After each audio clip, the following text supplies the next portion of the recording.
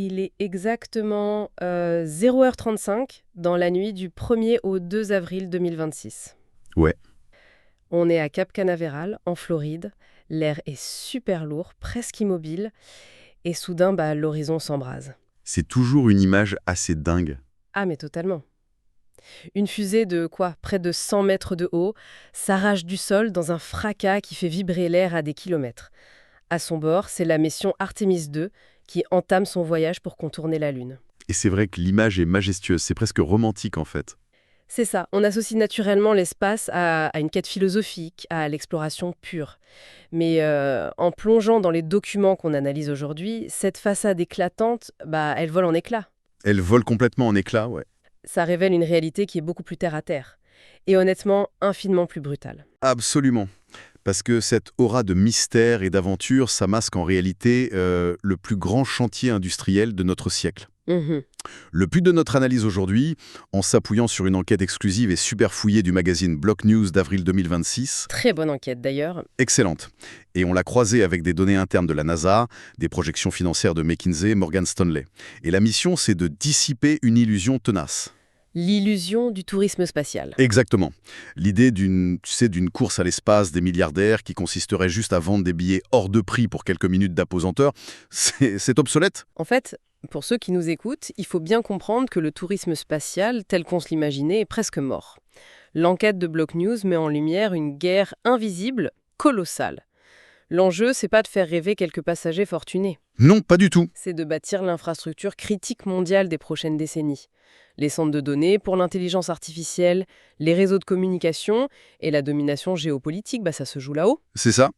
Pour faire une analogie, on pensait assister à une bataille d'agences de voyage de luxe, alors qu'en réalité, ces entreprises sont en train de couler le béton et tirer les câbles électriques du XXIe siècle, mais dans le vide spatial. J'aime beaucoup cette image, et c'est vraiment ça. Et pour comprendre comment on en est arrivé là, il faut repartir du coup d'envoi institutionnel. L'étincelle qui a mis le feu aux poudres, c'est le lancement d'Artemis 2. Ouais, ce fameux vol du 1er avril 2026. Et je précise, c'était pas un poisson d'avril. Non, c'était très sérieux. Et ça marque un record absolu. L'équipage, donc Reed Wiseman, Victor Glover, Christina Koch et Jeremy Hansen, ils ont atteint une distance de 252 756 miles de la Terre. C'est le plus loin jamais atteint par déviement, c'est ça? C'est ça, ils ont surpassé le record historique d'Apollo 17, qui datait de 1972. Ils ont contourné la Lune sans s'y poser, et ils ont fait un amérissage parfait dans le Pacifique le 10 avril. C'est un exploit technique et humain indéniable. Un succès total. L'astronaute canadien Jeremy Hansen a même envoyé un message super émouvant depuis la capsule Orion sur l'esprit audacieux de cette nouvelle génération. Je suis ravie pour eux, c'est magnifique. Ouais. Mais parce qu'il y a un mais, quand on lit la suite du programme dans les sources, on remarque un freinage d'urgence assez incompréhensible de la NASA. Mhm. Artemis 3, qui devait être la grande mission de retour sur le sol lunaire, a été rétrogradé. C'est devenu un simple test orbital prévu pour 2027. Et le véritable alunissage est repoussé à Artemis 4 en 2028. Au mieux en 2028. Au mieux, ouais. Et en plus, le programme Lunar Gateway, la fameuse station spatiale autour de la Lune, purement et simplement annulé en mars 2026 pour des raisons de coût. Du coup, ça donne l'impression d'un paradoxe géant. La technologie fonctionne super bien, mais l'agence spatiale fait marche arrière. Pourquoi? Ce qui est fascinant ici, c'est que la contradiction disparaît quand on analyse le changement de paradigme fondamental entre l'ère Apollo et l'ère Artemis. D'accord. Pendant la guerre froide, la logique c'était le sprint. Il fallait arriver le premier, planter un drapeau, ramener 3 cailloux et prouver sa supériorité technologique. On se fichait pas mal de la viabilité économique. Oui, le budget était illimité ou presque. Exactement. Aujourd'hui, la NASA ne cherche plus à faire un coup d'éclat. Elle essaie de construire une présence permanente. Et construire ça, ça nécessite une chaîne logistique lourde qui n'existe tout simplement pas encore. Donc c'est pour ça qu'ils annulent le Lunar Gateway? Voilà, l'annulation du Gateway et le report de l'alunissage, ça révèle une vérité assez amère pour la NASA. Elle n'a plus l'architecture interne ni le budget pour avancer toute seule. Elle est devenue presque à 100% dépendante de l'architecture privée pour concevoir et financer les atterrisseurs lunaires. C'est un aveu de faiblesse énorme, mine de rien. Ah c'est clair, hein. Mais du coup, c'est une opportunité en or massif pour le secteur commercial. La NASA devient une sorte de client captif, avec des milliards à distribuer.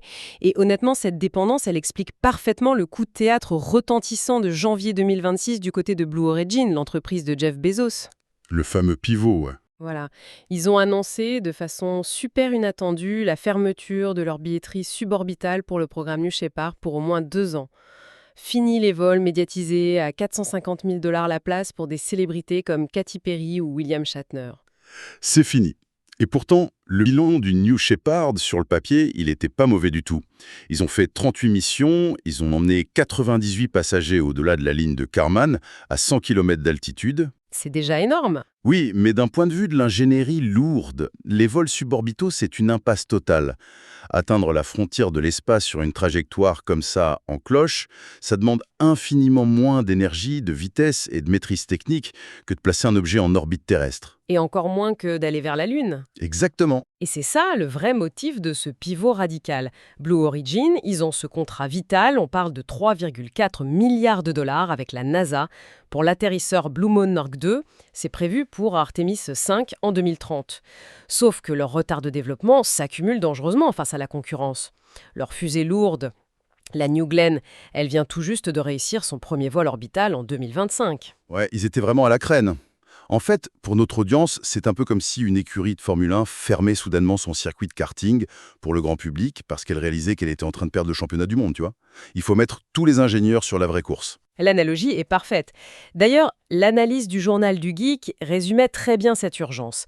Il citait la direction de Blue Origin qui disait vouloir, je cite, « délaisser les paillets et se concentrer sur la pérennité ». Fini les célébrités en apesanteur. Bezos ne pouvait plus se permettre cette image de vendeur de joyriding, de petits tours de manège, alors qu'il ambitionne d'être l'architecte de la base lunaire américaine.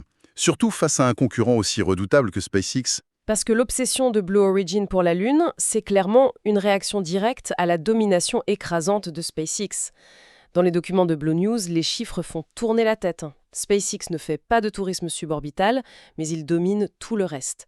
5 lancements sur 6 depuis les États-Unis, c'est eux.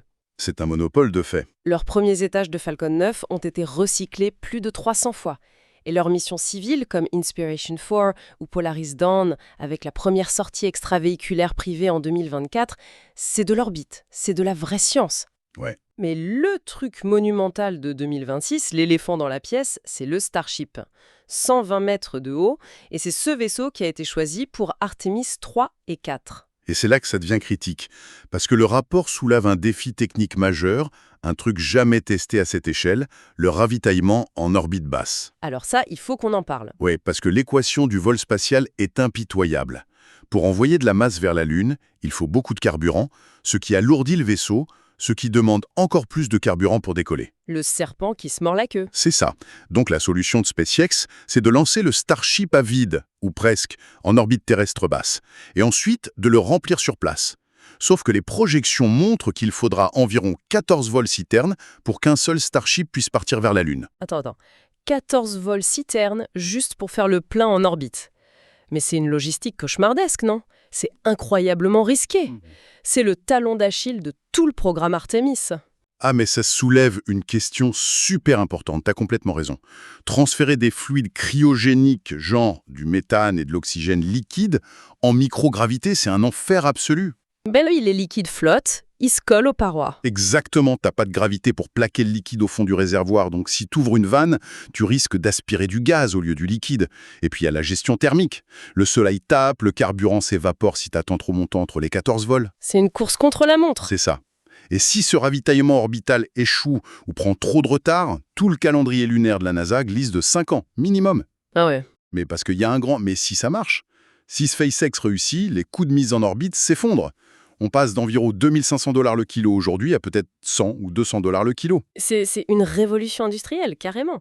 L'espace passe d'un luxe étatique à un espace de commodité pour des startups, des entreprises minières. L'impact économique serait sismique. Du coup, avec Blue Origin qui met en pause son tourisme et SpaceX qui est à fond sur l'infrastructure lourde et le Starship, paradoxalement, il ne reste qu'un seul acteur sur la piste de danse du tourisme spatial. Virgin Galactic. Virgin Galactic, ouais.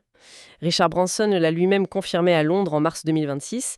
Il se retrouve en situation de monopole de fait. C'est vrai.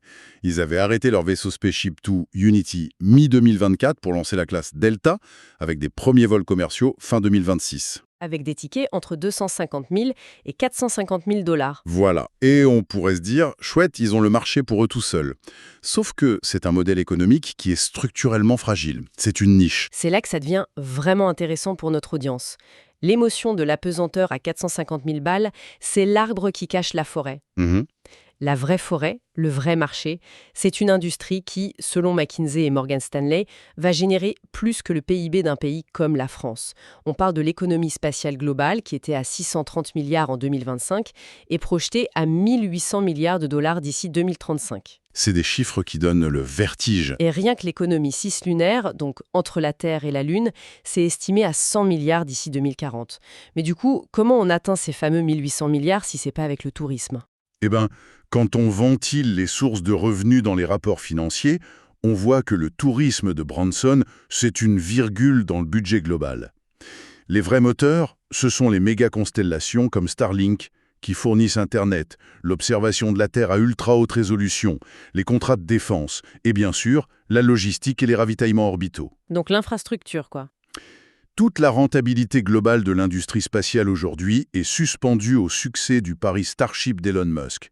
Si le transport devient bon marché, toute cette économie de 1800 milliards se débloque. D'accord. Mais alors, à quoi va servir cette capacité de lancement si bon marché, cette économie florissante ?